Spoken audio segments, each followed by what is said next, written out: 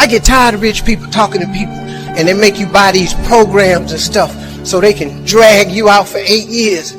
You can get the program. I have asked God for some tremendous stuff. Everything he hasn't given to me is on the way. I have no doubt about it. Why would he not? When I was homeless, I lived in a car for 3 years. I made some decisions in my life, man, and threw myself off a cliff. My decision in October 8th, 1985, I walked into a comedy club for the first time on a dare from a girl. I walked into a comedy club for the first time. Had never heard of a comedy club. All my life, I wanted to be on TV. Had never heard of a comedy club. October the 8th, I walked into Hilarity's Comedy Club in Cuyahoga Falls, Ohio. It's right outside Akron. I signed up for the following week because I just wanted to see what the comedians did. Man, I saw live stand-up for the first time.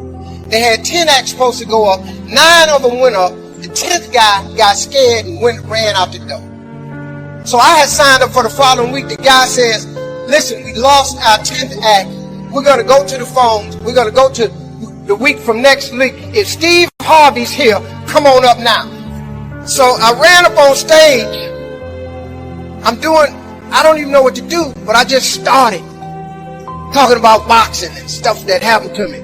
Audience was hollering, laughing. They brought all 10 of us back up on stage. They had a clap off. I won the clap off. I won $50.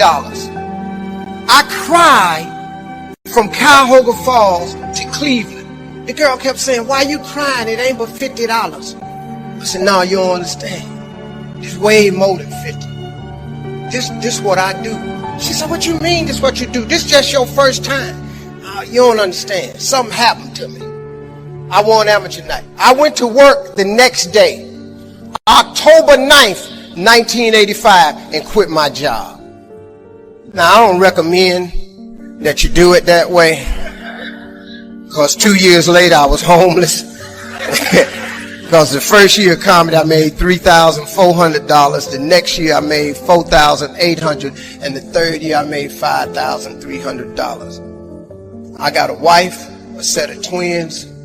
I'm sending every dollar I got to them. So I tried to live on $50, $75 a week. Gas was 38 cents a gallon back then. I just stayed in my car. So I lived in my car for 3 years. 3 years I lived in my car. And what happened was, I just said, man, so I used to fish all the time to eat, because I'm a fisherman, I'm a bass fisherman. So I used to stop at lakes and ponds and just fish. And every month I get run off from somebody's land. Hey, get away from here. Hey, move along, that's not yours. Hey, stop fishing here. I just get run off. And he didn't understand. And one time I had fish on the line. They said, you got fish on that line? I said, yeah. Throw them back. I had to throw them back because I used to stop at rest areas with them little cast iron grills. I kept charcoal in my car. I started a fire and I eat fish. Some days I wouldn't eat. So they thought I was just fishing, but I was eating. So I said one day, I said, man, you know what? One day, man, I'm gonna give myself some land. I'm gonna buy myself a piece of dirt. So fast forward, God bless me. I get on TV when I'm 38. I'm on Showtime at the Apollo. Lord have mercy. They gave me my money. I saved my money up. I saved $250,000. I said, I'm going to give me some land. I went to Texas. And I'm about to buy some land. But before I went to buy the land, I was curious. I just had the thought. I said, man, I wonder how much land is on earth? How many acres is on earth? Because you know it's not going to change. You know, God lets you fly. God lets you dive on the water. God don't let you make dirt. Can't make dirt. So I looked it up. It's roughly over, just a little bit over 36 billion acres of land. 36 billion acres of land. So I just got a little bit more curious, and I said, well, how many people on earth? I looked it up, and there's about 6 billion people on earth. So I did some Steve Harvey thinking. I said, okay, if it's 36 billion acres of land, and it's about 6 billion people on earth. Everybody ought to have 6 acres of land.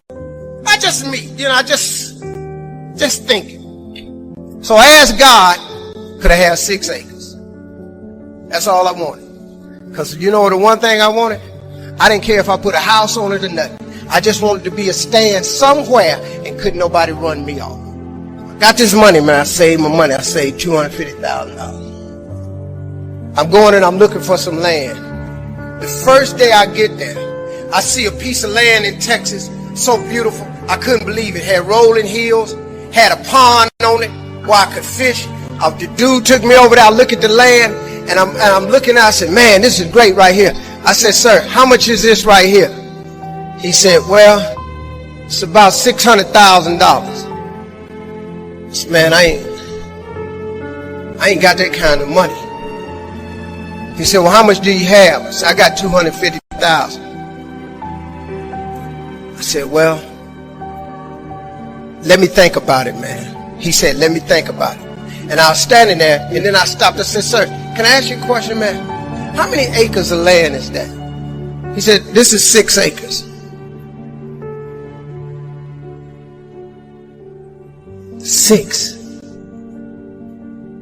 6 years ago, I just asked God, just give me 6. See, I didn't want a whole lot of acres. I just wanted my cut. Just give me my 6. And so I said, ain't this crazy? So I thought about it. I said, man, what can we work out? Right before I got ready to say it, the guy that took me over there said, Steve, let me show you something right quick. He took me over to this hillbilly's house. Took me over to this hillbilly house named Jerry Campbell. I was a little nervous about meeting him, man, because I didn't like the way he talked, but mess around turned out to be one of the finest men I ever met in my life. Became a father figure to me. This old white man. He took me to his house. He said,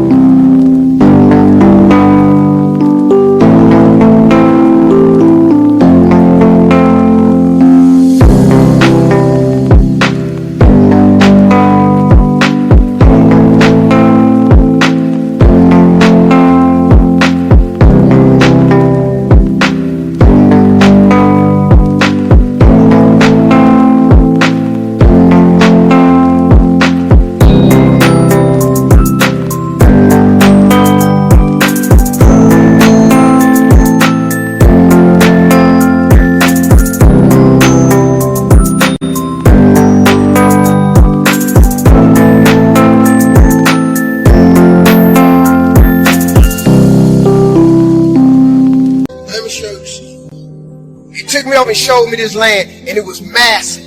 It had 3 lakes on it. It had rolling hills. It had trees. It was unbelievable, man. I said, man, this is incredible. I said, man, how much is this? He said, this 16 acres. I said, hey, man, I ain't got that kind of money. Let me go on back over here to this dude where Mike can cut a deal. He said, well, let me ask you something. What was you going to give that man over there? I said, well, I hadn't worked it out yet because all I got is $250,000. He said, well, listen, I'm in a little bit of a tight right now. Said, if you can bring me $250,000 cash by tomorrow, I'll give you this 16 acres. Next thing you know, I had 270 acres of land. Now, let me tell you something. I'm so busy now, I don't even get to go to that ranch. I never can go. And I thought I was going to be fishing and save it for my kids the rest of life. But God had another plan for me. That's the ranch that I have my mentoring camp on. I bring 1,000 black boys out there with 1,000 single mothers. And that was the purpose of that ranch. I never go there to fish at all. But see, that's what I wanted. I thought that's what it was for. But God got another plan. His way is way bigger than yours. You can't even see his way. But you got to start to hustle. You got to give God something to work with. Look, if you start hustling and grinding, he'll fill it up for you. But if you ain't got no hustle and no grind, he can't fill it up. So guess what? I don't ever go there to use that land for fishing or not. But I'm changing boys' lives over there. My story is really a story about faith. Really is, man. I come out the dirt. I have no college degree. All of my children do. I got 7 kids. I sent their last one of them to college. I made sure all my kids went to college.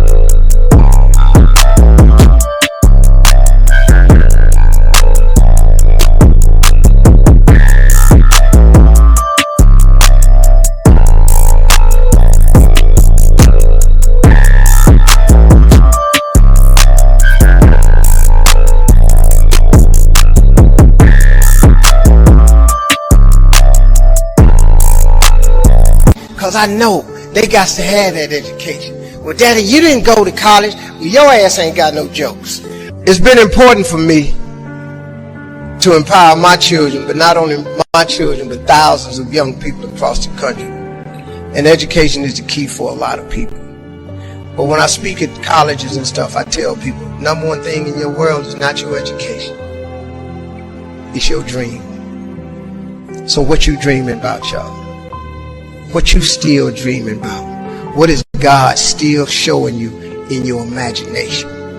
What are you so afraid of? Why would you not take that leap and go for it before you mess around and die? Why would you not go and see what God really got for you before you leave this world? Why would you hang on to a job?